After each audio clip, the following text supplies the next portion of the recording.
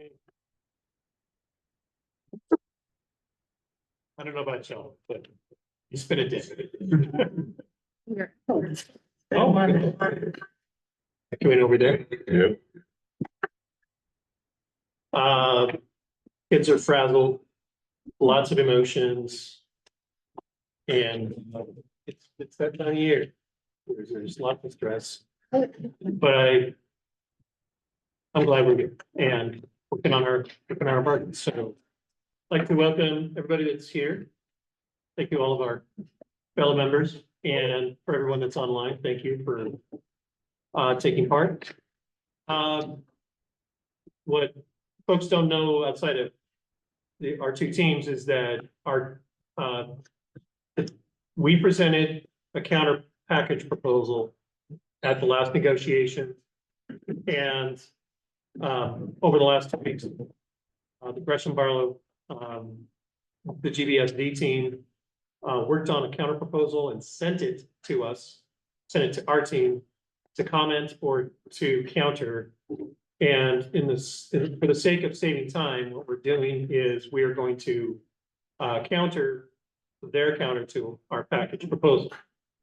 So I'm going to be doing some comparing and contrasting as we go through, just to make it clear to everybody what our intent of our language is. And to be clear, our initial counter that we emailed will be available for folks to take a look at on, like, upload the original and compare yourself and that. If anybody wants to look at what our proposal, it's the green paper on the center table. There are multiple articles around the table, so you can feel free. We're going to start with number 16, which is about site council. Not any big change here or difference. So basically, what we're going to be, well, we're at $35 per hour for site council work. So we're agreeing to that. The districts move forward on that one. As part of the package. As part of the package, right? So it's not TA by itself. For Article 19, required workshops.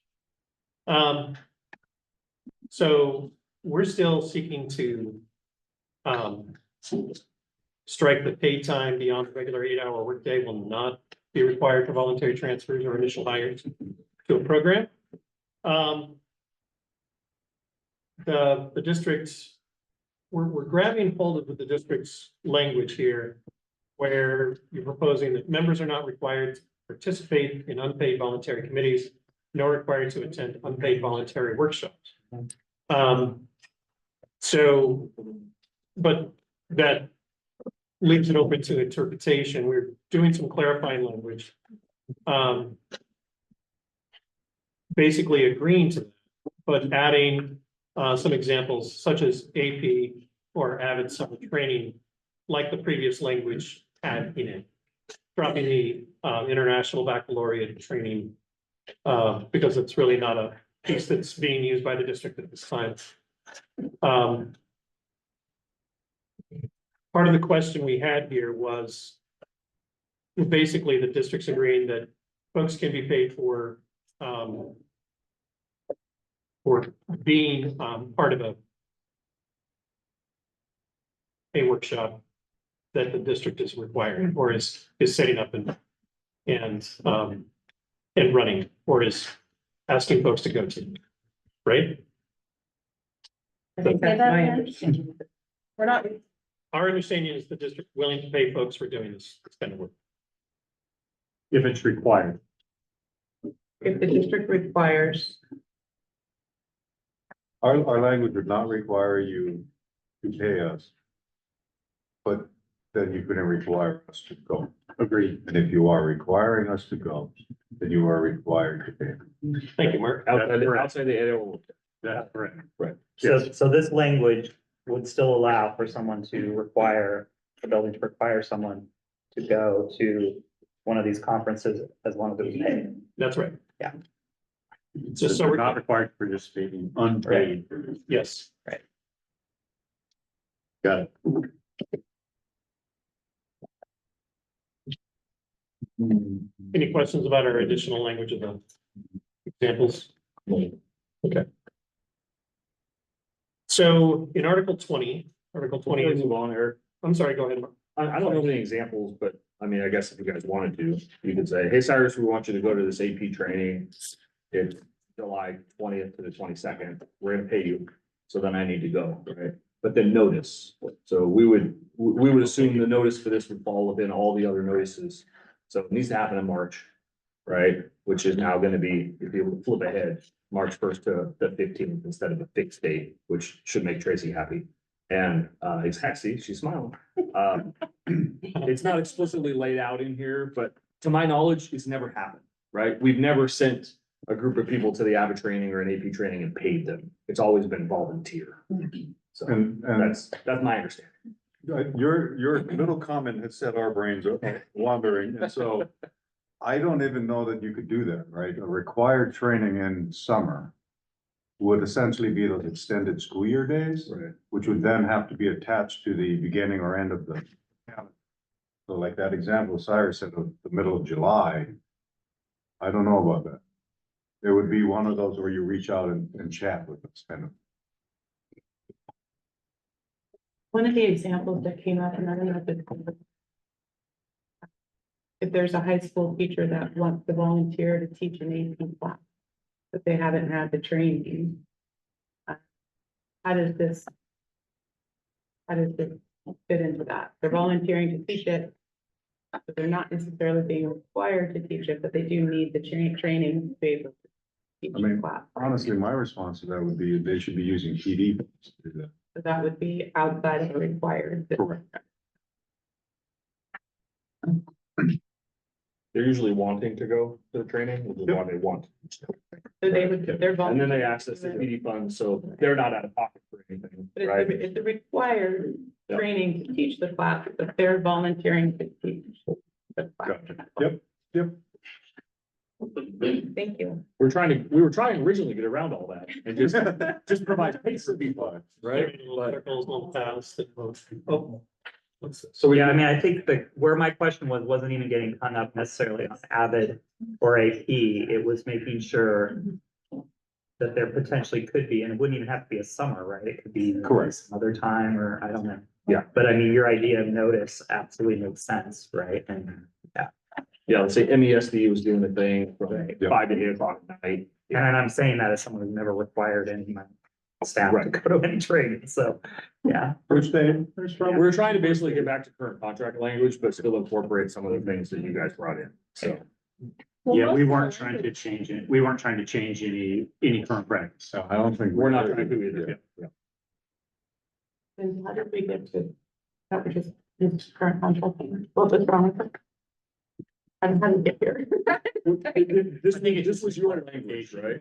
I think you It's- We proposed the change. struck the The voluntary, members are not required to participate in voluntary, that came from the district.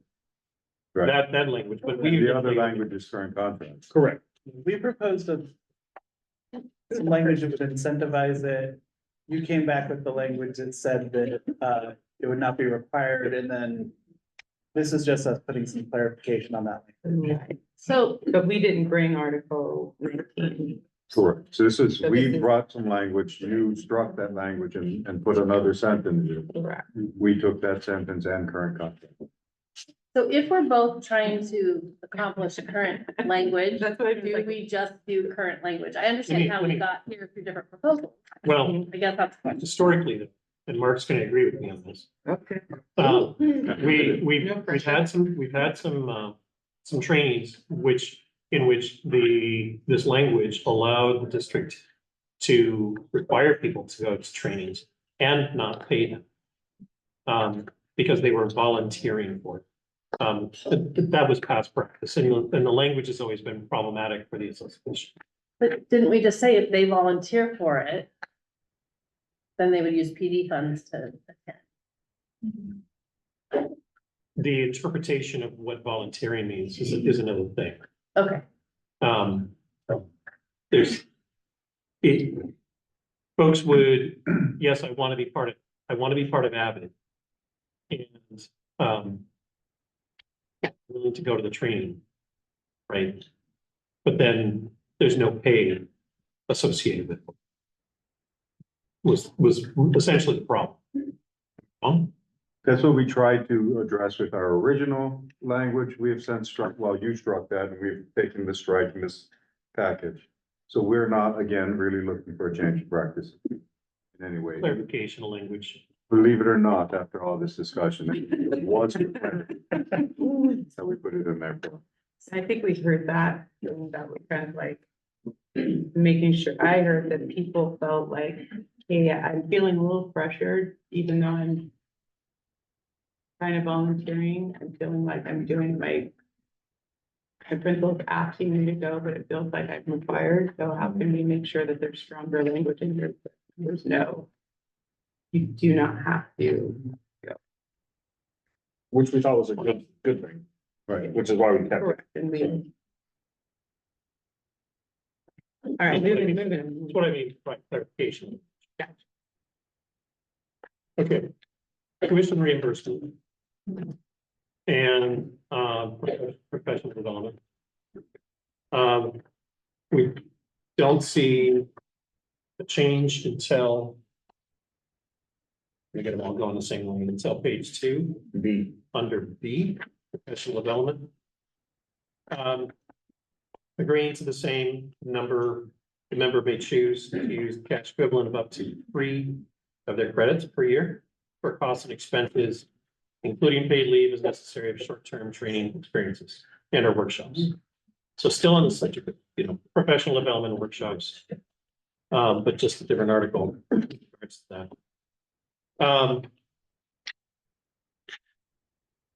So I'm trying to making sure that I'm tracking all of this. So our language in 2, prepayment for professional development will be made available by the district. Staff prepayment member must obtain approval from the district at least 10 business days in advance of the registration deadline. With the exception, and we covered the highlight there is why I'm being thrown off. With the exception of professional development events or workshop, it's all change of language and we're basically adopting it. Oh, good. The big difference here, the one difference is the workshops that happen between June 1st and August 31st. In this case, approval should be obtained. You are asking your language says 30 days. We are looking for 3 weeks, essentially 21 days prior to the last student contact day of the school year. I think that's fine, but I'll have to double check with Aaron. Okay. And we'll see. The numbers reasoning. were. Go ahead. The reasoning is because a lot of, like, for example, one just came out today, but some organizations don't publish what their summer PD stuff is until the end of May. And if we need 21 days or 30 days in your proposal, it could be really problematic for some people to get the summer PD that they want to attend. They know it's happening, but the organization hasn't got their stuff together. They haven't organized it well enough, right? So we thought about 14 days, but we thought that would be far too tight, so we went with 21. The goal being, by the end of May, you should know if you're doing anything, but that's essentially kind of being the thought process. In F, our language is, the intent is largely the same as yours. We just decided to try to clean it up to make it easier to interpret. What we're saying is members who pay the cost of a workshop or professional development shall be reimbursed within 30 days of the successful completion of their course and the submitting of required documentation. Our intent is to go with your intent, but just try to say it more simple. Yes. Thank you.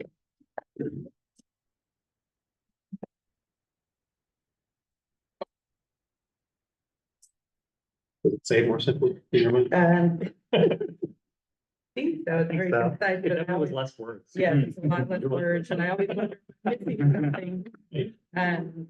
Double check it. And the reason for the 30 calendar days is that, those checks aren't on, they're not in a paycheck, they're separate. Right. So make sure we got that. Thank you. Article 22, mentor program. All of the changes that you're seeing here are the same. I mean, it doesn't follow with the same. I think it's because of the large space here in the north. Of A for mentor positions, so 3 years minimum teaching experience for these folks. I changed the letters. On the paragraph. The first one. You fixed the formatting? Thank you. Yeah, Thank you. It's not easy to do. no, You know, I didn't do that well. Didn't have Brian do it. definitely a smart idea. There's a little. We're agreeing to the compensation for these mentors. These are the school mentors, the in-building mentors, Correct. of $35 hourly. If the district chooses to have these mentors and have these roles. The district, one piece for this, just for everybody watching it, the district does reserve the right to either establish these mentor programs or to discontinue them. So $35. The district may at its discretion provide additional professional leave. And agreeing again to paying the mentor no less than $35. And going forward with that same change. Flipping over the back to G, professional development units. Are consistent, and if I'm missing something or misstating something, please stop me. I think where we saw some changes is here in section 2 under the district-wide new teacher mentor program. And we have some questions here, some clarification. So the district-wide new teacher mentor program, this is the mentor program in which folks have teachers on special assignment who are mentoring multiple new members within the district. This is not the in-building mentor. So it's for members in their first or second year of teaching. All qualified members will participate in the GBSD program. All the dates for events occurring outside the member's 8-hour workday will be provided the new teacher in service in August. Mentees will receive an annual $500 stipend for missing preparation times or lunch times for meeting with their mentors for a maximum of once per week. We just wanted to point out that this is not establishing a minimum. And making sure that the district's in agreement with that idea. We feel like at times, our mentees expressed that there were times where they really were under a crunch and did not want to meet with their mentor. And so they're not under obligation to meet with them during that time, but maybe to reschedule a time or to put it off for the following week. That makes sense? Did we add language that just kind of says that? Basically says, this does not limit the amount of time that folks can meet if they choose, if it's agreed upon between the two, I don't I mean, know. I think us understanding each other at this table is probably the most important thing. And again, our intent, and I'll just be clear and say that we've had discussions on it. We would expect people to be meeting once a week usually, right? In some cases, there may be I can't meet this week. Mhm. And in some cases, it's, hey, can you come in another time this week as well? Mhm. Right? And so this is capping the required meeting. Right. But if a member is asking for their mentor to come in, this does not certainly stop them. And we would not say that a maximum of once a week means a typical 0 week Right, either. thank you. we found that many of our mentees found value in meeting with their mentors. And we don't want to get in the way of that process if it's supporting those new members. So the same language in 4. The same language in 5, in which events shall be 90 minutes or less in length. And same language in 6. The entire article is the district. That's what I'm There are saying. no I couldn't find any There- change.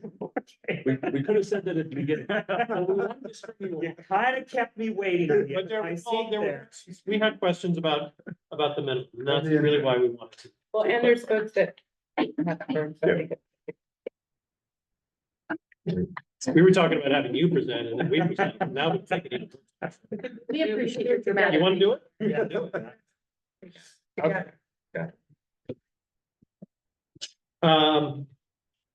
Working. So we got rid of your highlight in A and just made it an underline and bolded because that's the change we're agreeing to. These 3 days are in addition, we did say change some language here. Just for clarification, using the word supplemental days. These 3 days are in addition to the 3 supplemental days listed in the remainder of 23A. We felt like that the language that you proposed, if there was any change in paragraph 3 or 4, in the future, it would not, it could potentially foul up that particular Right. phrase. No, I think that, and they're not numbered either, so, but I Right. think that makes a lot of sense. Questions about that? So the extra days will be attached to the calendar at the immediate beginning of their, and we are changing it to their established work year, unless the member agrees to other times. And then, continuing with your language with 192, 193 days. Beyond these, so the district will make accommodations for members assigned to work days beyond the established 192, 183 work days per day work year. Again, agreeing to the language that notice will be between March 1st and March 15th of the preceding school year. And then quite a few changes in this next piece that we've moved from Article 30. So recognizing that elementary and secondary dual language immersion teachers and staff may not always need to be, all of these members may not need to be present for these beginning of the school year meetings, 3 days that are laid out, particularly for core content members, classroom members. But they'll be given these 3 supplemental days with pay immediately prior to the start of their established work year for curriculum planning, coordination, collaboration. And any additional staff that are required to attend during these days shall be notified by March 15th and be paid at the hourly rate. We wanted to capture the notice. And it doesn't specify that the length of the time that any one of those additional staff members would have to be there. It might be, they only need to be there for 1 day or 2 out of the 3. And it would be up to the decision of the district of who to bring to those additional 3 days. Does that make sense? I mean, the one thing I would say is it's not written there, but we are essentially thinking of that list of people who we had suggested. So this isn't I'm going to now invite my 7th grade science teacher and have them do something else that isn't related to this DLI instruction and everything else, right? So the intent of that is people who are then going to be involved in that DLI training or activities.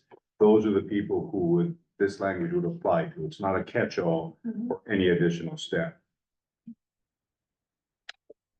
Questions about that? That's too bad, Mark. I had some plans for you. I think we're in. I broke out some great science, I did. How is a mom science teacher? They've been market this school, this is an elementary school, but okay. I think we're in alignment there. I mean, we wanted to also make sure with the language that the people that are there need to be there.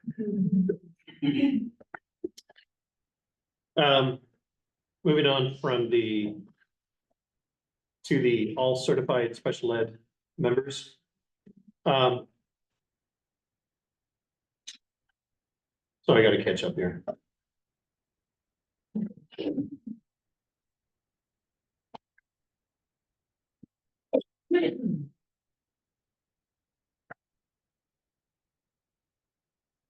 So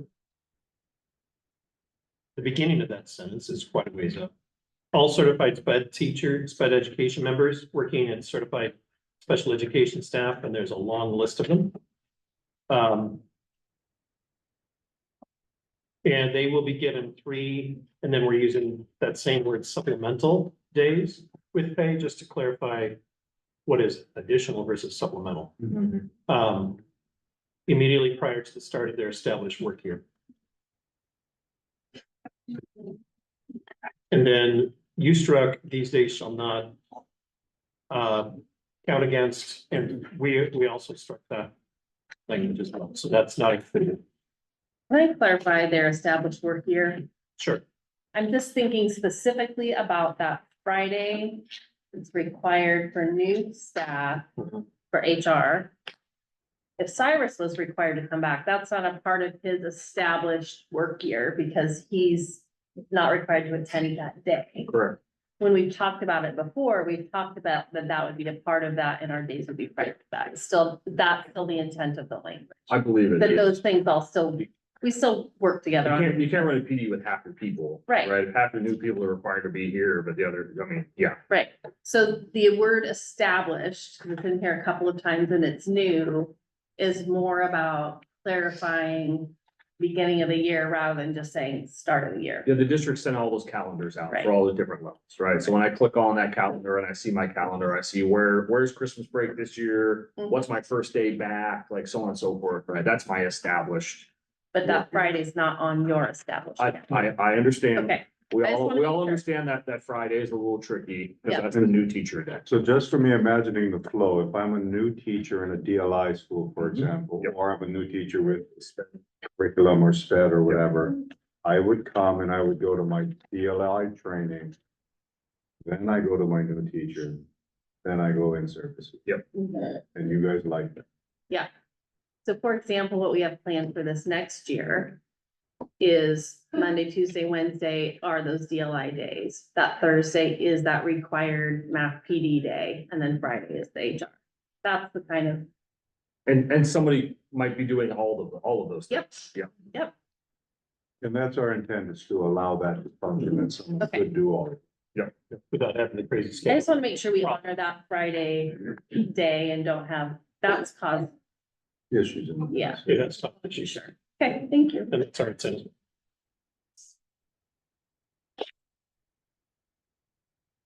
Okay. So same language about Juneteenth. And this hasn't changed since the last proposal. Juneteenth falls within the member work year, including additional required days. It will be unpaid, non-contract day. And the parties will meet prior to drafting a proposed calendar to decide if statewide in-service day will be a non-contract day. Previously, the district's proposal was to strike the language about these days are based on the 0708 conference schedule. That's current contract.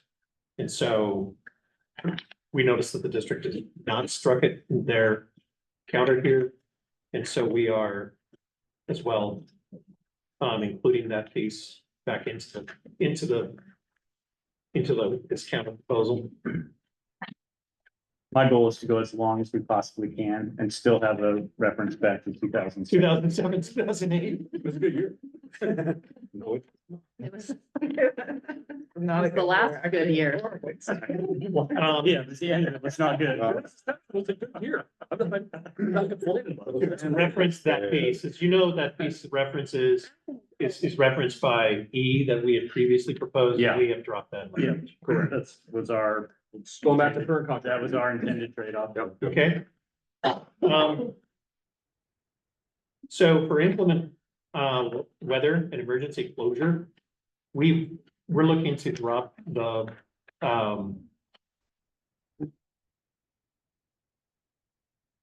previous proposal to, collaborate to find creative solutions and agreeing with, the district's, its current contract. We'll meet and confer on modifications to the calendar instead of, the collaborate to find creative solutions.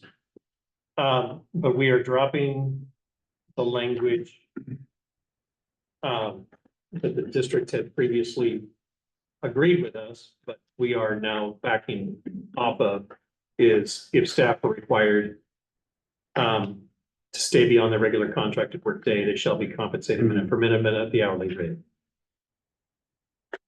Just current.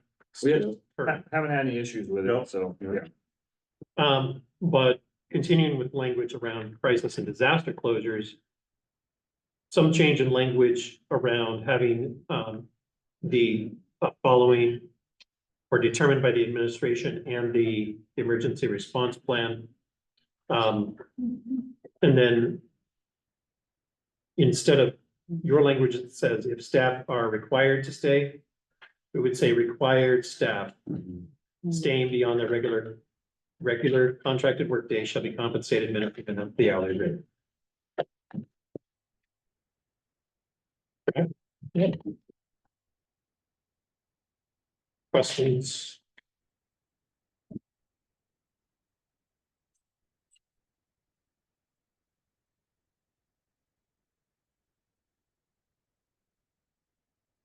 Okay, so retirement. As you remember, we were trying to close a gap in our retirement, language. And we noticed that what the district decided to try to do was to, instead of adding, the folks that were falling in the gap that did not have any sort of portion of retirement compensation. That you simply add them to what was previously our OPSERP retirement and changing the language around that. We're kind of shifting that up and maintaining the language in E. So that OPSERP will work as its own. Excuse me. Our concern was primarily around folks who are tier 2, not OPSERP, that who take compensation for their sick days would have that count against them in terms of their calculation of retirement with PERS. So we've shifted this up to make those folks that are hired between June 30th, 9, and were hired and August 29th, 2003, can receive that same payment that the officer folks are receiving of up to $10,000 for their use sick leave paid at $45 per accrued day, and making the statement that this payment will not reduce the amount of sick leave reported to PERS for retirement calculations. Without having a conversation, right, just exchanging electronic proposals, we thought this maybe was the intention of the district. We were just trying to make it really clear. We essentially have 3 different pathways. We've got the old pathway, right? We've got the new OPSERP pathway, and then we have the folks that are kind of trapped in this weird little bubble, AKA tier 2 folks. So, I mean, because otherwise, like, the $10,000 at 45 per day, right, that's 222 sick leave days you would have to accrue to get that to full 10,000. And I have not done the math, but I'm relatively sure that if I ignored the 10,000 and put into PERS, that would pay me more Mhm. than Even as a 10,000. tier two. So it Correct. was tier two, so that would be a pay cut if I took the 10,000, so I don't think that was the intent. Yeah, I don't think we were trying to impact your PERS, Yeah, Right. so. We saw one of these situations where someone might make a choice and then regret that Yeah. choice Yeah. no, later on. No, down the road, Right? Right.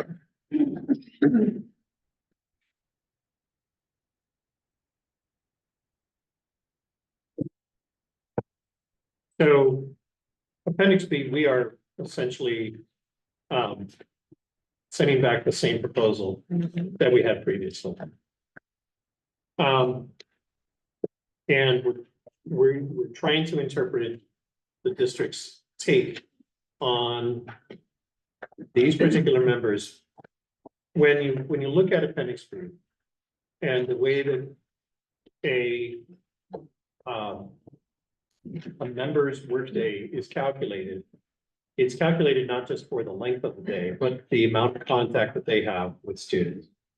And the problem with part-time, these folks that are teaching advisory, is that it extends the length of time that they have contact with students and bumps that time into what would normally be prep time for them.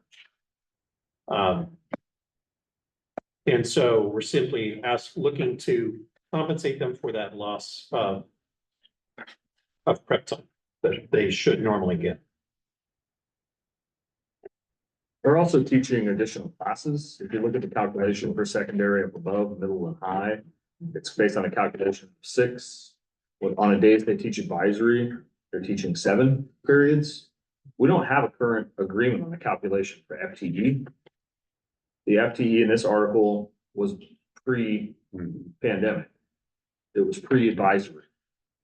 We've resolved advisory for all the other members in this association with agreement settlement. This is the only group that remains. They are teaching advisory like a full-time teacher and receiving nothing for it. 0 additional compensation. And these folks are already part-time. And they're going over on their instructional minutes, their student contact minutes. They're losing preparation time in the middle school 4 times per week. High school, it's only once per week. And rather than try to tackle each individual person with some convoluted individual calculation, we've just come up with one-size-fits-all language for middle school and high school folks to keep it as simple as possible. If you want these people to teach an additional assignment, we're asking that you give them a 0.03 at high school and a 0.06 at middle school, which is what we always do with part-time people. We adjust their FTE. It's how they receive the additional compensation. Just a question about something you said there, that they were teaching that with no extra compensation. If they went over in their student contact minutes, they got additional compensation, correct? So this is the tricky part, right? We have a cap on, like, what's the point of having a cap on instructional minutes if I can be assigned something that goes over my instructional minutes? But the cap is for full-time folks, right? Right, but a cap's a cap. You wouldn't take anyone and assign them over their instructional minutes. But the part-time weren't going over that cap, correct? They're going over the proration of Right. the full time, right? Yeah, I guess my only comment is that the stated cap is only a cap. I mean, it's a maximum number regardless of your FTE that you could go over, right? Right. And again, for me, I mean, I don't know, I mean, I look at this very simplistically. For me, I'm a middle school guy, the instructional minute cap is a high school issue, right? We don't have something similar in middle school. And so for me, the issue is very straightforward. If I'm a half-time teacher, I should teach the same as other half-time teachers. Right, and so especially in the middle school, if I work in the mornings as a 0.5 teacher, I teach advisory and I teach 3 classes. If I'm an afternoon half-time teacher, I just teach the 3 classes. I don't teach advisory. And at the middle schools, advisories are 20 minutes a day, every day except Wednesday. So I'm instructing students 80 minutes more a week than someone who gets paid exactly the same amount as I do, who works in the afternoons and doesn't do that advisory. And that advisory time for the morning part-time member is entirely out of their prep, right? If I'm an afternoon teacher, my classes are exactly the same length as the morning teacher. The only difference is I get 80 minutes more of prep a week than that halftime member who works in the mornings. And I don't see those kids for that time, right? It is, so the fairness of that for me, I don't understand how that's perceived as equitable. And if nothing else, I'd love to walk away understanding the district's argument on that. I know high school is a little more murky because they don't have advisory every day, so it's less of an impact than everything else. But at the middle schools, I mean, part-time members who teach advisory, so the morning folks, they're losing 80 minutes a week Do for they the have, same pay. are they having more instructional student contact time? It's they are having 80 minutes more a week of student contact time than an afternoon part-time person who gets paid exactly the same. So their student contact times, their instructional times are greater, their prep times are less. There's no gray there. It's just 80 minutes less a week, every week of prep and 80 minutes more of instruction. And the prep time, I had to double check to see if, and I'm not in the building, so I'm gonna count on my full folks to help me, but they're over in prep time. They get more. Planning. When you look at your The number. part-time people, you mean? Mhm. That, I mean, that's a per member calculation, so I could. Yeah, and we sit and we talk. Depends on about the class every single- periods. Every single member. But it usually, They have. not usually always benefits that. time. Always. At least at the high halftime school. Or part-time folks are Yeah. over in prep. I think high school, that's true. Middle school, I'm not as sure. It's true. Okay. Yeah. And I can only speak for high school, like if I'm looking at the high school instructional minutes, it is true that on Monday, you know, if a part-time teacher starts teaching period 2, on Monday, that starts at 8:25 versus 8:30, right? So there's a 5-minute shift Yeah, yeah. in when they're starting, because they're starting an advisory, right? But there's also an additional transition that day of 5 minutes, which then is lost of instruction time, right? So like, I don't think if you're looking instructional time for part-time at the high school level, there's a difference, right? I'm not talking about the teaching this out of this numbers, right? I'm just talking instructional. Just talking minutes. Yeah, I can't, in middle school, I wouldn't even try to go You should. It's a wonderful place. there. At our last conversation, we talked financials for all the different pieces. What we got was 6 high school teachers, part-time teaching advisory, 3 middle school teachers, teaching advisory. This is 9 people currently that we know. It's fluctuated. There have been some years where there'll be more. There may be years in the future where there are less, right? If you think what we're asking for is incorrect, right? Let's talk about what they should be paid. We looked at it in terms of the high school advisory is a longer period of time, but it's not as frequent as the middle school. We looked at the trade-offs, right, with the schedules, the high school schedule being much tighter than the middle school schedule. And that's where we landed with the proposal of a 0.03 high school and a 0.06 at middle school. We're happy to talk about this. What we're not getting is a conversation back, right? We're just getting, we don't think we need to do this. We should just try to do an individual calculation for each person, which quite frankly turns into like an individual bargain for each person, Brian. It's very, very complicated. And we know we have no agreement this year. So part-time people who teach advisory this year have received 0 compensation. They have been in violation of the collective bargaining agreement all year this year, I'll say that's not true. We paid them. not for advisory. We paid them for the minutes, so they have been compensated, maybe not for what you think they should have been compensated for, so I'm just gonna make sure that's clear. According to the association. Okay, and I think the problem that we have, and to say that there has been no conversation, I feel like we've talked ad nauseam, unfortunately, on the outside of this. So much so to where it needs to go to arbitration. I don't think that he said conversation, I think he said compensation. Oh, no, he said that we Then I- haven't gotten any, you haven't gotten any conversation back from us. We're just saying. On no. our response. Correct. Just in the proposals. So I will say that there has been conversation, up to this point. And what I have mentioned is that, so what we run into is this idea, bigger conversation about advisory being a threat. And, it is the districts, and I think even the arbitration around advisory has, the outcome of that. So the advisory is not considered, an additional period or, and that might be something that we need to go through a different process. This may or may not be the place to decide that. And so when we start saying that we count this as an additional period or prep, and we start putting that into the calculation of the schedule that you have there, it brings a lot of bigger, deeper problems. That's where I think that we're having the struggle with saying that advisory is a period or a prep.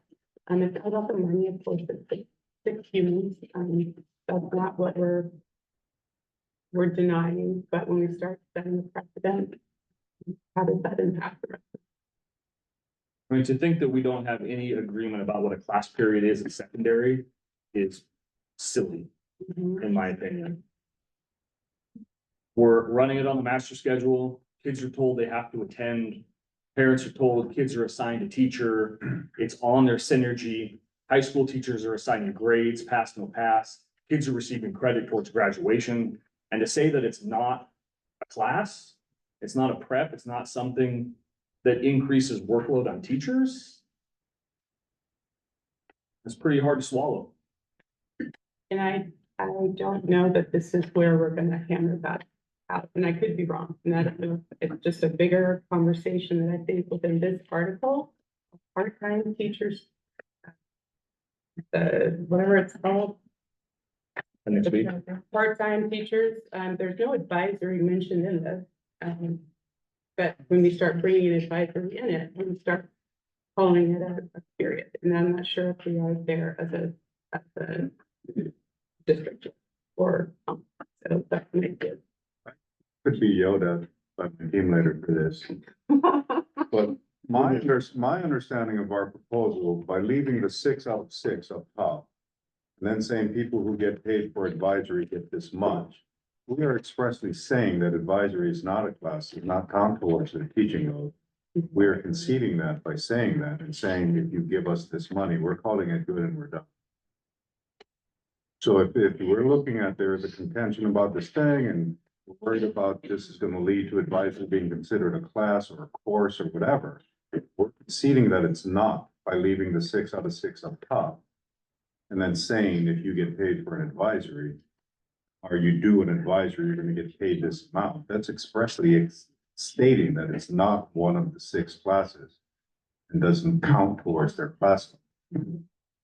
I think what you were saying about instructional time at the middle school, like that's an interesting piece to explore. Like, I mean, it's one that I'm just totally not aware of, right? Like I'm not in the world.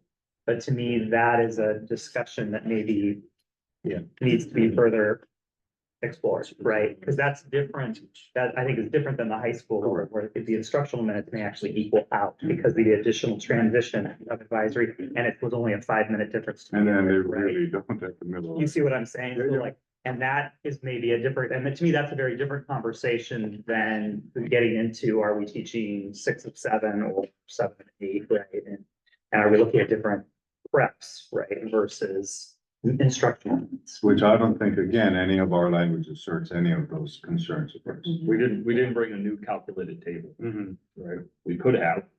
I think it would have been more complicated.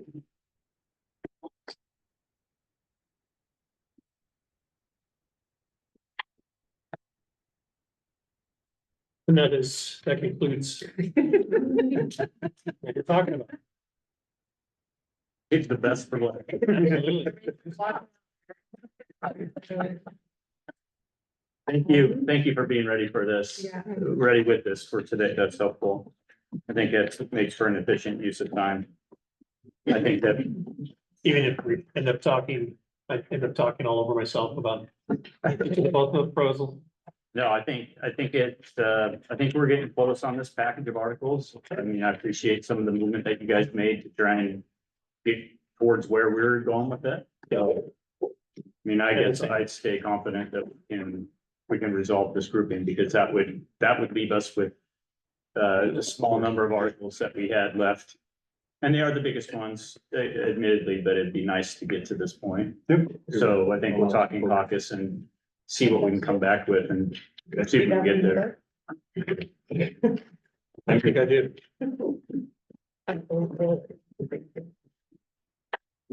There's ice water in the cooler. Thank you. And there's food.